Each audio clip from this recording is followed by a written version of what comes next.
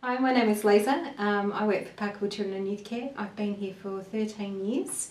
I've had a variety of different roles in the agency during that time. After that I moved into the advocacy role and have been doing this current role for 2 years.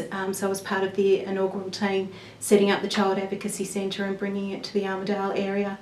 Although as part of my role, and has been for the last 13 years, advocacy has always been a part of that. As children and young people are very vulnerable members of society and they can't get their voice heard often enough, so we usually have to do that role for them. So I guess I'd like to say a little bit about advocacy and why I feel it's really important that we have this role. So from my previous experience working with these families and children that can't live at home because of some form of abuse, I learnt very early from their stories that they felt alone. They really felt alone in this process, and they never had someone who just said to them, I'm there and I'm going to be there to support you. So hearing that when I was offered the job, being an advocate, I thought, you beauty.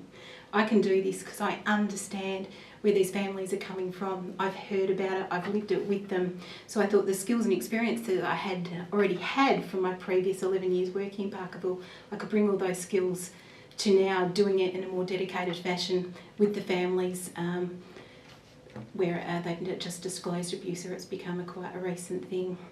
So when the Advocacy Centre first opened, what we knew, or what we had heard from the families, was that they really had to walk this path on their own. They had to negotiate all the systems involved, and those support services really have their own agenda, I guess is what I'm saying, is that they're mandated to do a certain thing, and once their job is done, they pretty much leave the family to it, and family have to move on and find the next part of the process for themselves.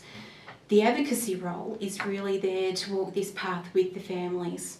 We're there to support them and assist them and give them any information or any help that they need to negotiate all those systems, to really make sense of who's involved, when they become involved, what they're going to do when they are involved, and what's going to be the next part of that step, what's going to be the next process. So we really keep the families grounded in the here and now, what's going to happen now, because the families often get 10 to 13 steps in advance, and so they're really starting to stress themselves and really get frustrated because obviously they want everything to happen then and then and then. They don't realise that this is going to be quite a long process and every little step has to be taken at a time. So we're there to say to you, we will be with you the whole way through this process.